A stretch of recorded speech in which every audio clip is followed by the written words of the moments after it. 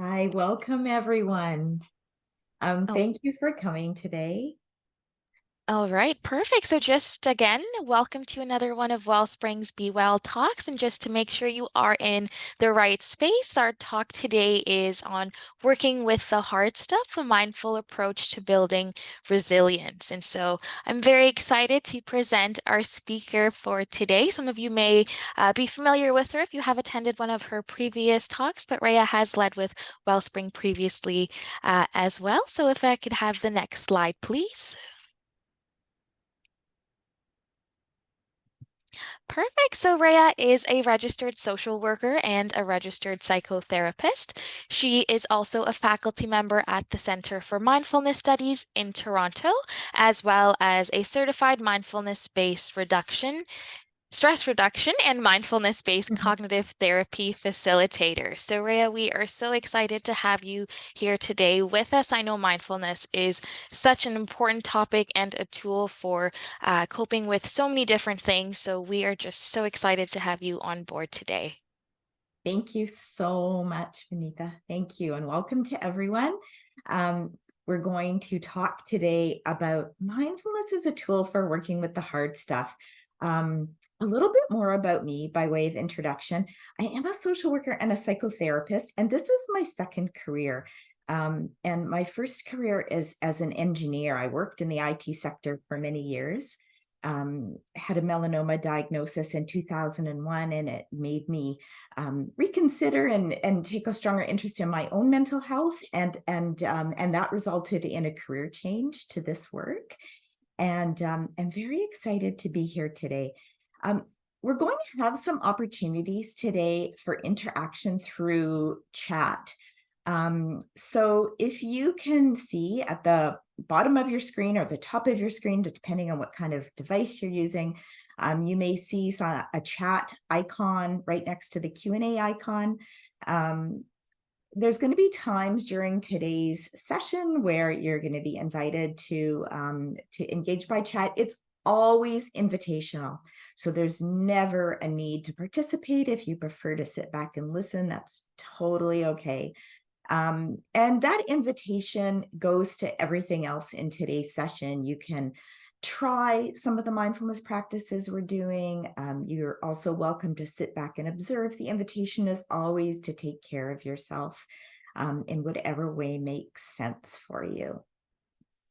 Um, and so mindfulness is a tool that I found very helpful for working with difficulty. And I want to talk, today's session is going to be a little bit of practice and also a little bit of theory. So we're going to start with just a tiny bit of theory. Um, I'm curious if anyone has heard about the concept of a negativity bias, if that's a phrase that you've heard of. And if you have, you can just put yes into the chat log just to see if you can notice it. Again, always invitational.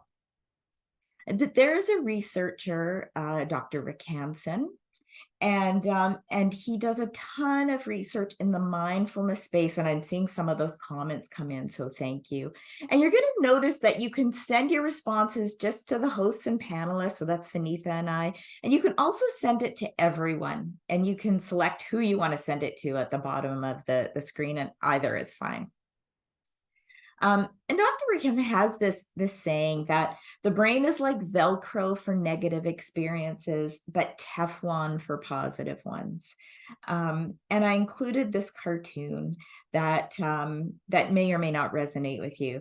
But the point is that even during the very best of times in our lives, the human mind naturally orients towards the negative. And cancer is not the best of times. Cancer is not the best of times. So if you find it challenging at times to think positively, to try and have that sort of positive outlook, then all I can say is that you have a human mind and you are a human being. And this is normal and it's natural, right? Because our minds are these problem-solving machines and are constantly looking for problems. So I'm going to go on to the next slide. So our minds are negative in some really interesting ways. And we usually go to one or more of some defined patterns. So the truth of the matter is when hard stuff comes, our minds want to problem solve and they want things to be different because who wants difficulty in their life? Nobody, right? So this is normal. And for most of us, we sort of check into one of three patterns. And the first pattern is that we want to get rid of objects or experiences or relationships we don't like. Like we have this like strong aversion and we just want to get rid of whatever's going on for us. This is my pattern. So I can worst case scenario any situation and then try and problem solve it. Is anyone here, can anyone relate to this pattern? This like reaction to the hard stuff is like fight or flight. I want to get rid of this. I want to get away from this. I want this gone. Just curious if that resonates with anybody. Yeah. So we're getting some yeses coming through. It may not resonate for you, by the way, and that's okay too. The other thing we do is like we seek out objects or experiences or relationships that we want but aren't available to us right now. Sometimes this shows up as like wanting things to be the way they were. Sometimes it shows in like this kind of like striving, I'm going to be happy only when things are different. Like, yeah. Oh, and there's this like really great comment that came through that I'm going to come back to in a second. And I think it just came to me, but I'm going to talk about it because it's really, really important. And yeah, we're getting some really interesting comments, right? We're going to come back to them. And so also we often do distraction, like we get bored, like there's a lot of waiting sometimes and boredom. And so we distract ourselves. And I'm curious if these, like if you see yourselves in any one or two or three of these patterns. I personally see myself in all three of them at different times. So there's a few questions at the bottom of this screen. And the first question is like, do any of these patterns feel familiar to you? And now this is a really interesting question, right? So there's some familiarity. When might these patterns be helpful? So someone sent a note to me to say, yeah, but like I do this as a way of preparing myself. So this is one way when these patterns of thinking can be really helpful to us because our minds are problem-solving machines and we want to engage them to help us solve big problems in our lives, right? So it's important. Is there any other way that these patterns of thinking might be helpful? I'm just going to wait a minute to see if anything comes through by chat. Because it's really important to know that our minds are just doing their jobs, right? They're trying to help us take care of ourselves. They're trying to problem solve. They're like bodyguards, right? They're like bodyguards for our lives. Yeah. Yep. Yeah, yeah, you can clean a house. Yeah, you can clean a house for a distraction. You can get through a to-do list as a distraction. So distraction is great to lessen stress. Absolutely. Like I love my streaming services. And for me, it's a part and this important part of taking care of myself. These ways of thinking can be helpful in setting boundaries. Absolutely. Absolutely. And there's a comment that came through like, scrolling through social media or no social media. Okay. When can these patterns of thinking not be helpful? When might these patterns of thinking not be helpful? Because this idea of discernment, when something is helpful and when it isn't, it's actually at the core of mindfulness. So that's why we're having this conversation to start with. This is at the core of mindfulness. So how do you know when these patterns of thinking are helpful versus not helpful? So yeah, when we seek out more or makes us think of more negative things, absolutely. When it makes us prefer being alone in solitude, absolutely. If solitude isn't something that's helpful for you long term, procrastination, absolutely. Um, I'm curious if anyone ever finds themselves having the same thought over and over and over and over again, like trying to problem solve something that maybe you can't problem solve for yourself, or maybe you have to wait for treatment, for an answer, for, yeah, so there's like, absolutely. So these are just some ideas. So rumination not helpful, same thought all the time. I always think it's like sometimes I can go a little bit like Groundhog Day, where I'm pressing replay on the same thought over and over again. Yep, they can lead to overeating, shopping to avoid dealing with an issue, and thinking about cancer nonstop, right? Because there's always more to our life. There's always more to our life. So we're going to talk a little bit about mindfulness. Now, what I want to say is that for me, mindfulness has been a great tool to help deal with this. Mindfulness is not for everybody, and it's not the only way. So I think it's important to put that out there as well. I hope this workshop is helpful for you, and there's going to be more. I do more workshops with Wellspring, but there's also other approaches and other workshops and certainly other ways of helping ourselves with these things. So mindfulness is one answer, but not the answer.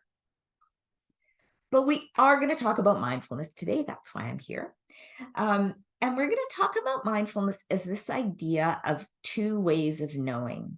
So we have one way of knowing that we just talked about, and we call this the doing mode of mind, this constant problem solving and approach to thinking. And we're going to do a little bit of a practice. So this practice, I'm going to guide it in two ways. And one way is that we can just use our own feet. And I'm just going to grab something here. Now, if working with your feet, because they're painful or numb or tingly, or it's just not supportive for you to work with your feet in this practice, know that you can actually just pick up an object that's around you. I've got my little spare Yoda here. I like using Yoda for this exercise sometimes. But you can do this practice with anything, with a mug, with your own phone, your own cell phone, if that's handy. Yeah, so we're going to do this practice together. And the first thing is if you're using your feet, just think about your feet. Tell a story about your feet. If you're using an object, you can do the same thing, right? You can tell a story. If you're holding a Yoda like I am, or a mug, you can just think about whatever you're holding. Think about your feet. For me, I just got back from a holiday, and so I'm thinking about all the walking that I did on that holiday and the conversations I had. Yeah, so just spend a moment thinking about your feet, thinking about an object that you're holding, and if you're willing, to write a few notes about what you're thinking into chat.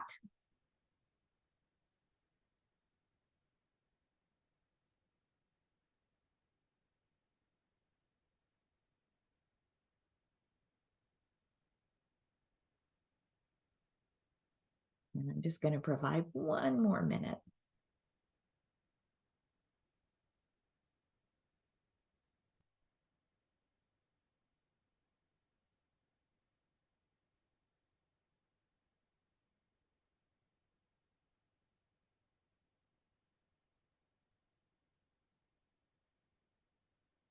Yeah, so some hiking with joy. And they don't have to be positive thoughts, by the way. Yeah.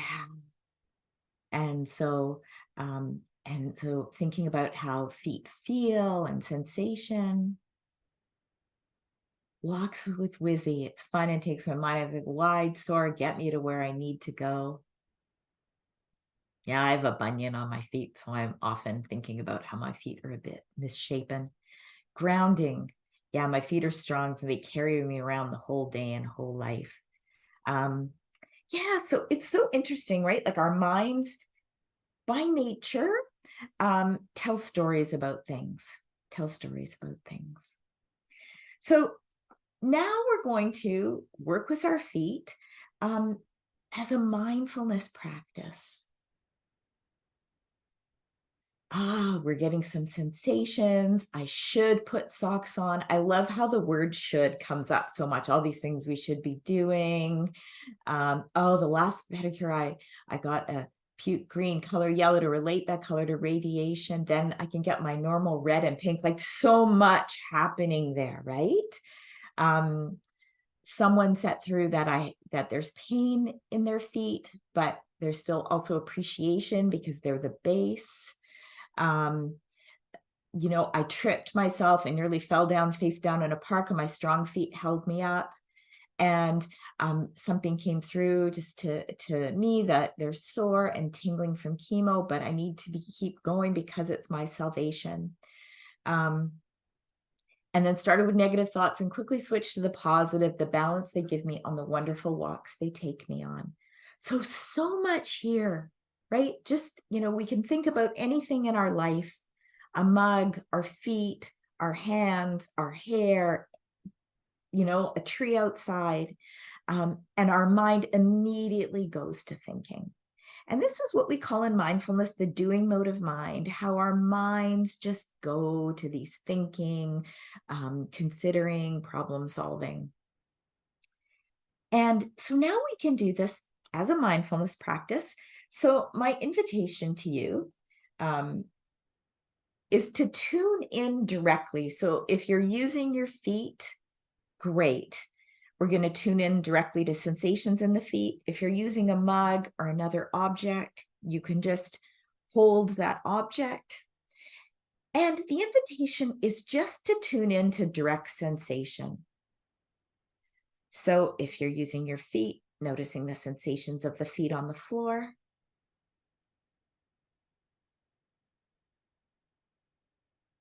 And noticing qualities and sensation. So you might be noticing things like temperature, hot or cold, moisture, dry or damp.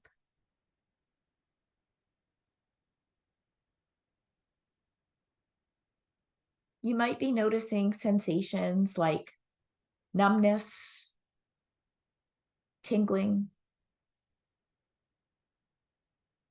You might be noticing no sensation at all, and no sensation is a sensation.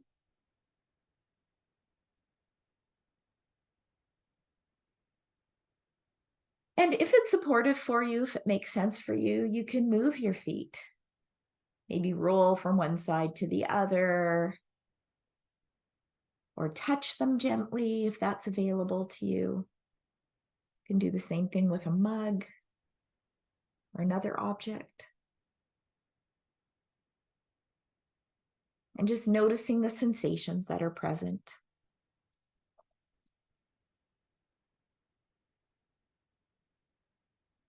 And we're going to bring this brief practice to a close. And my invitation to you, if you're willing to share, is to note what showed up for you. What sensations did you notice when you were invited to bring your attention to direct sensations of experience in your feet or in another object? What sensations did you notice?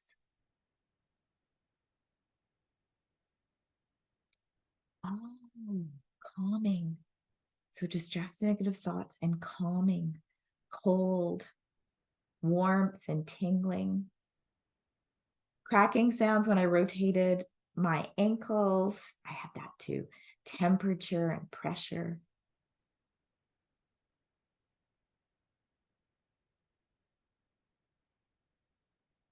Clammy. Yeah. Warm, moving toes, pressure, comfortable, tingling and aliveness.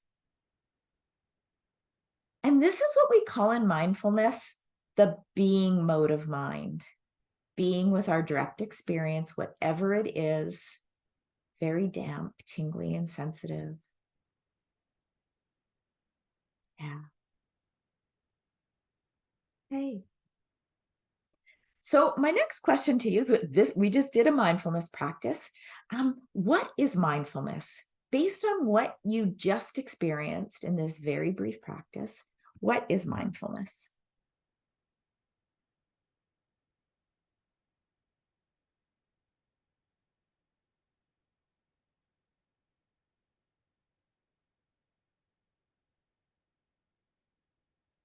Focusing on something. Absolutely.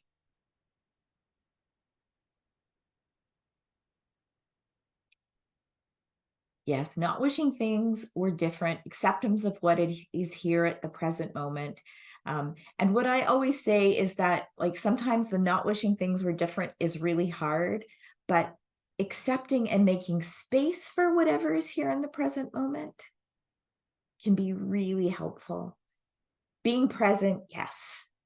Being aware of sensations or thoughts, absolutely. Staying in the moment, yeah, or noticing when you don't, no judgment, focus on the now, paying attention to the present moment, living in the now, acknowledging sensations, feelings, thoughts, and making space for that. Absolutely. So there is a definition, a model, and it's called shutting out outside voices is something that came through, and that's really interesting because this comes back to the idea of working with our own attention, right? Um, so this AIA model was designed by someone named Shauna Shapiro, who has a TED Talk about mindfulness, a very easily accessible TED Talk if you're interested, and Linda Carlson, who is a Canadian, a researcher out of the University of Calgary. And they defined mindfulness with these sort of three pillars. One is paying attention. Two, with intention, on purpose. And with these particular attitudes, curiosity, kindness to yourself about your own experience, and non-judgment. And by non-judgment, what we don't mean is, because the world is filled with all kinds of stuff that deserves to be judged, but not judging yourself, not judging your own reactions. Acknowledging that the human mind has a natural tendency sometimes towards negativity and rumination, and it's just our minds trying their best to take care of us. And so bringing this kind of kindness and openness to our own experience. And this is what we mean when we're talking about mindfulness. And how do we do mindfulness? Oh, thank you. Thank you for sharing that. There's a perfectionism can lead to paralysis, right? So this idea of accepting our own experience. In mindfulness, we use our senses, and we also use this idea of an observer's view of our own minds. So this idea that we can also observe our own thoughts and emotions, treating our thoughts like mental objects that can come and go and change. And it doesn't matter which sense you use. So sometimes when we're going through treatment or because of our own life experiences, not all senses are available to us. And you don't need all senses to be available. But any way of getting in touch, contacting the present moment through your direct experience is mindfulness. So there's two ways of knowing in mindfulness, doing a little bit more theory. We've talked about the doing mode and the being mode. What I want to make an important point about is that both are important, right? So sometimes when we practice mindfulness, we think we're supposed to be in the present moment all the time. And that isn't true. What mindfulness teaches us is how to move back and forth. So there are times when, as we talked about with these patterns, when problem-solving mode, doing mode is really important and helpful, right? It's just, there's stuff we have to deal with, there's decisions we have to make. And our minds uniquely are tuned to this like problem-solving mode.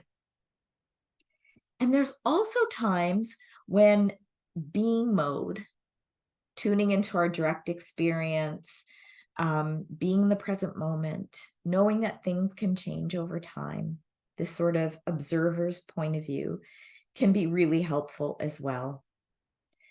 And what we want in mindfulness, and by the way, these are actual MRI pictures of the brain in doing mode and being mode. So when we switch back and forth between these modes of minds, it actually activates different parts of our brain. And what happens when we can go back and forth between doing mode and being mode? We're not, trying to enforce toxic positivity or only thinking about the bright side. We're not trying to prevent thinking. We're not trying to prevent rumination, but we want to be able to go back and forth and say, this doesn't serve me right now. It would serve me more to move my mind someplace else.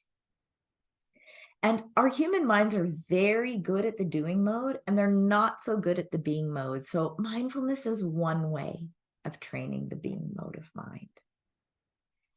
And through that, we have two completely different perspectives on our own experience. We can think about our feet, or we can experience sensations in our feet. And maybe both give us a perspective that's a unique perspective. So mindfulness is a workout for our noticing muscle. Shauna Shapiro had this phrase that what you practice grows stronger. And when it comes to working with the hard stuff, how is this helpful? So we want to notice what's going on right now, whether it's boring, pleasant, unpleasant, or neutral. We want to train our mind to go through the full range of human experience. There's this phrase that says, name it to tame it. It's this idea that when we're dealing with really, really difficult emotions, being able to really articulate and name our own experience, even when it isn't helpful, actually reduces our stress levels and improves resilience. And there's a whole body of research around this. So this idea of name it to tame it, noticing and naming our own experience. And then we're moving into this flavor of compassion, this flavor of acknowledging our own experience as a valid human experience, whatever it is. You are a human being. You have a human mind. Human minds don't always have happy thoughts, and it's okay to be a human being. And then we're still responsible for responding in a way that is in service of what's most important to us. And there's a whole bunch of ways that this might show up. It might be in terms of values-based action, right? We might have to do something, advocate for ourselves, advocate for a loved one, get things done. Or maybe we need to take care of ourselves in some way, whatever that is for you. Maybe we need to sleep on it and give ourselves a little more time and space to figure out what to do next. There could be any number of other skillful responses. But what we're trying to do in mindfulness is not necessarily be calm and relax and just accept what's happening to us.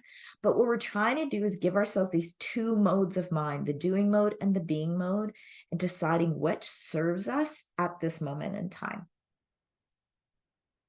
So we're going to do a practice, a final practice for today. And it's called the breathing space. It's called the breathing space. And we're going to spend about 5 minutes in this practice, and it's going to walk through some of this theory. And so the invitation for you, if you're willing to engage in this practice, is to begin by just shifting your posture a tiny bit in a way that just helps you wake up and come into the present moment. For some of us, this might mean lying back or reclining. For others of us, it might mean sitting up straight. There's no right or wrong way, but just finding a posture that for you feels comfortable and sort of sends this message that you'd like to pay attention right now, using this being mode of mind. And so when you shift your posture to wherever is comfortable for you, you can soften the gaze. So not looking at your computer screen, maybe not looking at anything in particular at all. And just turning your attention inward and checking in with yourself and just noticing what's going through your mind right now. And whatever's going through your mind, maybe you're thinking that mindfulness is something that interests you, or is something that's not for you at all. Or maybe boredom is here, or hunger or fatigue. And it's okay, whatever is here, just naming it, acknowledging your own experience as a valid human experience, whatever it is.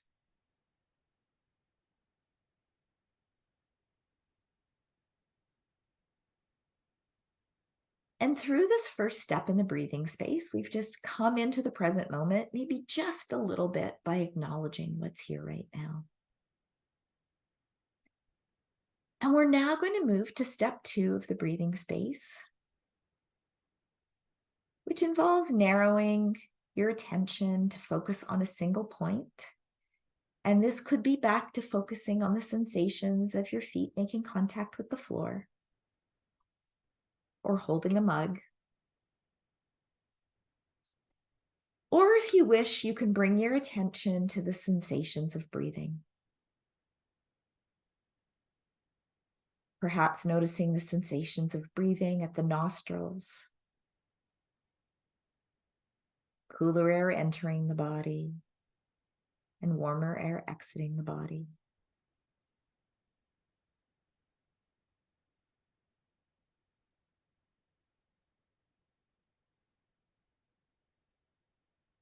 Or perhaps you're noticing the sensations of breathing in the lower belly or the chest, with a sense of stretching and expanding on each in-breath and releasing on each out-breath.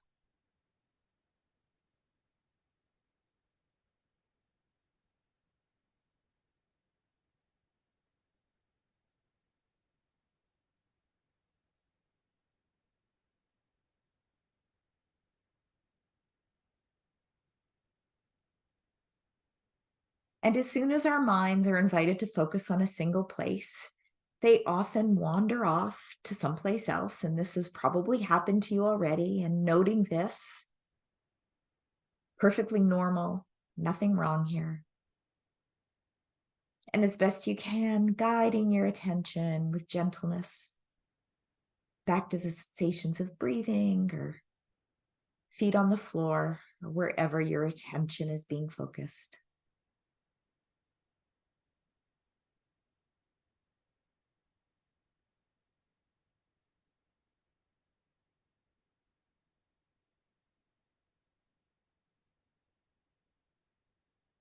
And in step 1 of the breathing space, we noticed our experience, brought ourselves into the present moment, at least a little. In step 2, we narrowed and focused our attention on a single point, on a single anchor. And noticing how our minds moved away from that anchor and worked to return them. And we're now going to move into step 3 of the breathing space, which is expanding your attention just to take in your entire body. And you might be noticing your posture. Maybe notice the distance between your shoulders and your ears, and seeing if it's possible to release your shoulders or lengthen the neck and increase that distance. You might be noticing tension in the forehead or jaw. And it feels supportive, taking a deep out breath and releasing that tension.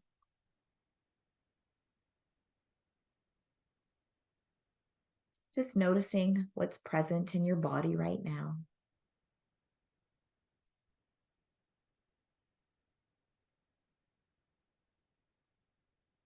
And having completed this mindfulness practice, knowing that you can return to whatever was going through your mind, and you can respond in a skillful way, maybe by taking care of yourself, maybe by taking action, maybe by sleeping on it.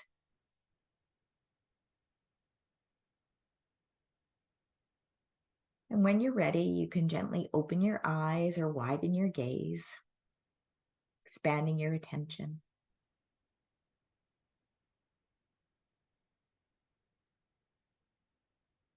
And if you're willing, just to enter into chat a few words about what you noticed during this practice.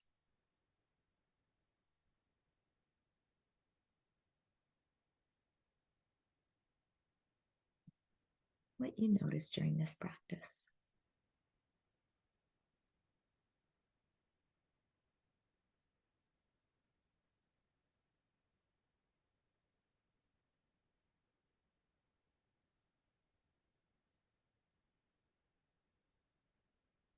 Oh, noticing slowing of heart rate. Yeah, that's something that just came through to me. For me, it's always about the breath. Okay. Yeah. Similar to meditation. Absolutely. And this really is kind of a brief meditation practice, but maybe a little different than what you might be used to. Yes, I find it hard. My mind always goes back to my health. Absolutely. It's hard. It is hard. Yeah. Yeah. And so maybe noticing that it's hard, maybe there's a way of caring for yourself in some way, noticing that that's present and seeing if you can bring some kindness and care, some calm, peaceful, but also noticing fatigue. So there's another invitation here on, perhaps an opportunity to care for yourself. Hard to be still. So many thoughts in my mind. Absolutely. Um, and noticing that it's like a first aid or a quick solution. Yeah. And sometimes it can be like a bit of a quick, like a space, right? It really is this idea of creating some space so that you can bring forward this like being mode of mind and deciding what to do next that serves you best. Calmer at the beginning, then a battle with my racing mind, then fight to get back to a calming feeling. Yeah, right? So much can happen in just 5 minutes.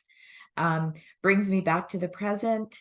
I tend to live in the past or future. That's because you have a human mind, and that's how our minds learn. We revisit the past and we plan for the future. So important, but not always helpful. Not always helpful. Okay. Thank you, everyone. I know that we're almost out of time. If you want to go back to the recording, this will be available and you can read it. It's not a practice I'm going to be able to get to today. And this will be there as well. I do want to mention and that I'll be here for questions. And so if you have any questions, you can enter them into the Q&A or into the chat. You can see them in both places. If you have an interest in learning more about mindfulness, and there I am going to be doing 3 workshops based on the mindfulness-based cognitive therapy program for cancer. And that's normally an 8-week program, but doing an abridged program. And it's going to be in person at Westerkirk, but it may be offered online at times in the future if that isn't accessible to you. So if you're interested, please do let Wellspring know.